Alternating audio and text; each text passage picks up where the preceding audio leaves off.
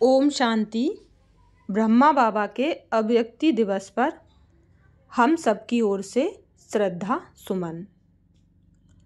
प्रातः मुरली अव्यक्त बाप दादा मधुबन। पिताश्री जी के पुण्य स्मृति दिवस पर प्रातः क्लास में सुनाने के लिए बाप दादा के मधुर अनमोल महावाक्य। ओम शांति। रूहानी बाप अभी तुम बच्चों से रूह रिहान कर रहे हैं, शिक्षा दे रहे हैं। टीचर का काम है शिक्षा देना और गुरु का काम है मंजिल बताना। मंजिल है मुक्ति, जीवन मुक्ति की। मुक्ति के लिए याद की यात्रा बहुत जरूरी है और जीवन मुक्ति के लिए रचना के आदि मध्य अंत को जानना जरूरी है। अब 84 का चक्र पूरा होता है। अब वापस घर जाना है। अपने साथ ऐसी ऐसी बातें करने से बड़ी खुशी आएगी और फिर दूसरों को भी खुशी में लाएंगे। दूसरों पर भी मेहर करनी है, रास्ता बताने की, तमो प्रधान से सतो प्रधान बनाने की। बाबा ने तुम बच्चों को पुण्य और पाप की गहन गति भी समझाई है। पुण्य क्या है और पाप क्या है। सबसे बड़ा पुण्य है बाप को याद करना और दूसरों को भी याद दिलाना। सेंटर खोलना, तन मन धन दूसरों की सेवा में लगाना, यह है पुण्य। संग दोष में आकर व्यर्थ चिंतन पर चिंतन में अपना समय बर्बाद करना, यह है पाप। अगर कोई पुण्य करते करते पाप कर लेते हैं तो की कमाई सारी खत्म हो जाती है। जो कुछ भी पुण्य किया वह सब खत्म हो जाता है, फिर जमा के बदले ना हो जाती है। पाप कर्म की सजा भी ज्ञानी तू आत्मा बच्चों के लिए 100 गुना है, क्योंकि सतगुरु के निंदक बन जाते हैं। इसलिए बाप शिक्षा देते हैं, मीठे बच्चे कभी भी पाप कर्म नहीं करना, विकारों की चोट खाने से बचकर रहना। बाप का बच्चों पर लाव है तो तरस भी पड़ता है। बाप अनुभव सुनाते हैं, जब एकांत में बैठते हैं तो पहले अनन्य बच्चे याद आते हैं। भल विलायत में हैं अथवा कहाँ भी हैं, कोई अच्छा सर्विस एबल बच्चा शरीर छोड़ जाता है तो उनकी आत्मा को भी याद कर सर्च लाइट देते हैं। यह तुम बच्चे जानते हो। यहाँ 2 बत्तियां हैं, दोनों लाइट इकट्ठी हैं। यह दोनों जबरदस्त लाइट हैं। सवेरे का टाइम अच्छा है, स्नान कर एकांत में चले जाना चाहिए। अंदर खुशी भी बहुत रहनी चाहिए। बेहद का बाप बैठ बच्चों को समझाते हैं, मीठे बच्चे अपने को आत्मा समझ मुझ बाप को और अपने घर को याद करो। बच्चे इस याद की यात्रा को कभी भूलना नहीं। याद से ही तुम पावन बनेंगे। पावन बनने बगैर तुम वापस घर जा नहीं सकते। मुख्य है ही ज्ञान और योग। बाप के पास यही बहुत बड़ा खजाना है जो बच्चों को देते हैं। इसमें योग की बहुत बड़ी सब्जेक्ट है। बच्चे अच्छी रीति याद करते हैं तो बाप की भी याद से याद मिलती है। याद से बच्चे बाप को खींचते हैं। पिछाड़ी में आने वाले जो ऊंच पद पाते, उसका आधार भी याद है। वह कशिश करते हैं, कहते हैं ना बाबा रहम करो, कृपा करो। इसमें भी मुख्य चाहिए याद। याद से ही करंट मिलती रहेगी। इससे आत्मा हेल्दी बनती है, भरपूर हो जाती है। कोई समय बाप को किसी बच्चे को करंट देनी होती है तो नींद भी फिट जाती है। यह फुरना लगा रहता है कि फलाने को करंट देनी है। तुम जानते हो करंट मिलने से आयु बढ़ती है, एवर हेल्दी बनते हैं। ऐसे भी नहीं, एक जगह बैठ याद करना है। बाप समझाते हैं, चलते फिरते, भोजन खाते, कार्य करते भी बाप को याद करो। दूसरे को करंट देनी है तो रात्रि को भी जागो। बच्चों को समझाया है, सवेरे उठकर जितना बाप को याद करेंगे उतना कशिश होगी। बाप भी सर्च लाइट देंगे। आत्मा को याद करना अर्थात सर्च लाइट देना। फिर इसको कृपा कहो, आशीर्वाद कहो। तुम बच्चे जानते हो यह अनादि बना बनाया ड्रामा है। यह हार जीत का खेल है। जो होता है वह ठीक है। क्रिएटर को ड्रामा जरूर पसंद होगा ना, तो क्रिएटर के बच्चों को भी पसंद होगा। इस ड्रामा में बाप एक ही बार बच्चों के पास बच्चों की दिल व जान सिक व प्रेम से सेवा करने आते हैं। बाप को तो सब बच्चे प्यारे हैं। तुम बच्चे, तुम जानते हो सतयुग में भी सब एक दो को बहुत प्यार करते हैं। जानवरों में भी प्यार रहता है। ऐसे कोई जानवर नहीं होते जो प्यार से ना रहें। तो तुम बच्चों को यहाँ मास्टर प्यार का सागर बनना है। यहाँ बनेंगे तो वह संस्कार अविनाशी बन जाएंगे। बाप कहते हैं कल्प पहले मिसल हूबहू फिर से प्यारा बनाने आया हूँ। कभी किसी बच्चे का गुस्से का आवाज सुनते हैं तो बाप शिक्षा देते हैं, बच्चे गुस्सा करना ठीक नहीं है। इससे तुम भी दुखी होंगे, दूसरों को भी दुखी करेंगे।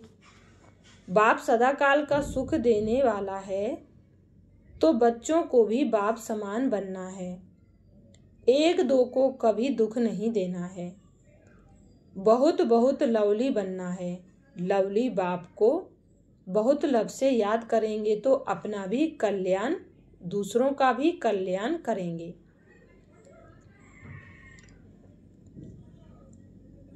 अभी विश्व का मालिक तुम्हारे पास मेहमान बनकर आया है। तुम बच्चों के सहयोग से ही विश्व का कल्याण होना है। जैसे तुम रूहानी बच्चों को बाप अति प्यारा लगता, वैसे बाप को भी तुम रूहानी बच्चे बहुत प्यारे लगते। तुम रूहानी बच्चे बहुत प्यारे लगते हो क्योंकि तुम ही श्रीमत पर सारे विश्व का कल्याण करने वाले हो। अभी तुम यहाँ ईश्वरीय परिवार में बैठे हो। बाप सम्मुख बैठा है। तुम ही से खाऊं, तुम ही से बैठूं।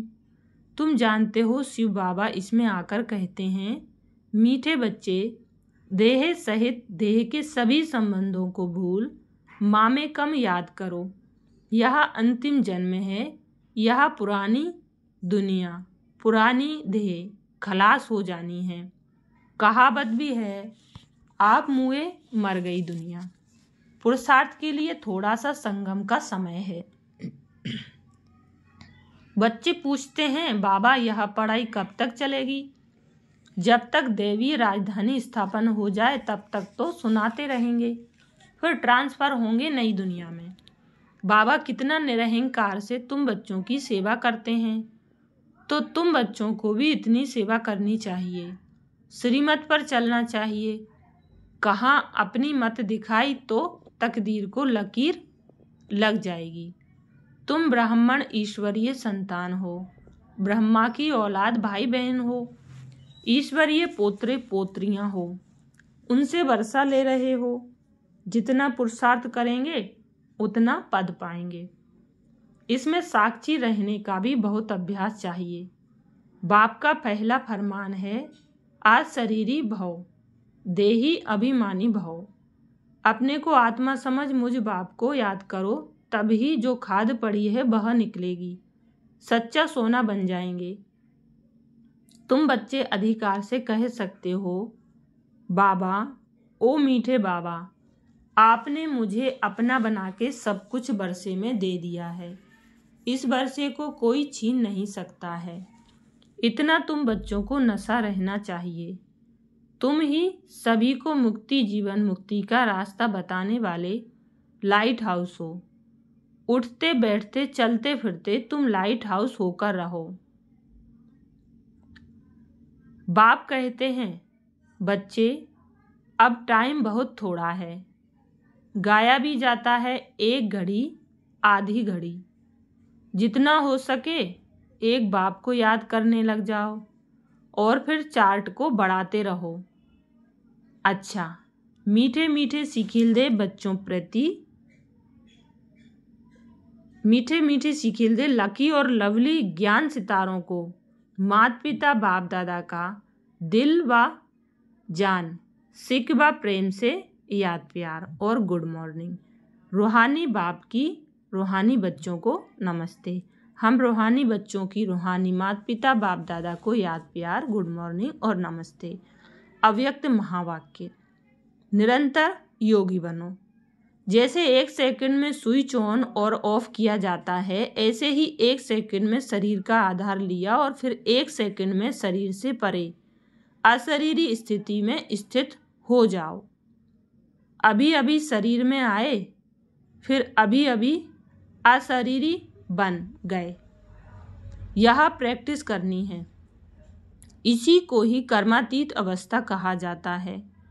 जैसे कोई वस्त्र धारण करना व ना करना अपने हाथ में रहता है। आवश्यकता हुई धारण किया, आवश्यकता ना हुई तो उतार दिया। ऐसे ही अनुभव इस शरीर रूपी वस्त्र को धारण करने और उतारने में हो। कर्म करते भी ऐसा अनुभव होना चाहिए, जैसे कोई वस्त्र धारण कर कार्य कर रहे हैं। कार्य पूरा हुआ और वस्त्र से न्यारे हुए। शरीर और आत्मा दोनों का न्यारापन चलते फिरते भी अनुभव हो। जैसे कोई प्रैक्टिस हो जाती है ना, लेकिन प्रैक्टिस किन्हें हो सकती है? लेकिन यह प्रैक्टिस किन्हें हो सकती है? जो शरीर के साथ व शरीर के संबंध में जो भी बातें हैं, शरीर की दुनिया, संबंध व अनेक जो भी वस्तुएं हैं, उनसे बिल्कुल डिटैच होंगे। जरा भी लगाव नहीं होगा, तब न्यारा हो सकेंगे। अगर सूक्ष्म संकल्प में भी हल्कापन नहीं है, डिटैच नहीं हो सकते, तो न्यारेपन का अनुभव नहीं कर सकेंगे। तो हर एक को अब यह प्रैक्टिस करनी है, बिल्कुल ही न्यारेपन का अनुभव हो। इस स्टेज पर रहने से अन्य आत्माओं को भी आप लोगों से न्यारेपन का अनुभव होगा। वह भी महसूस करेंगे। जैसे योग में बैठने के समय कई आत्माओं को अनुभव होता है ना, यह ड्रिल कराने वाले न्यारी स्टेज में है। ऐसे चलते फिरते फरिश्तेपन के साक्षात्कार होंगे। यहाँ बैठे हुए भी अनेक आत्माओं को, जो भी आपके सतयुगी फैमिली में समीप आने वाले होंगे, उन्हों को आप लोगों के फरिश्ते रूप और भविष्य राज्य पद के दोनों इकट्ठे साक्षात्कार होंगे।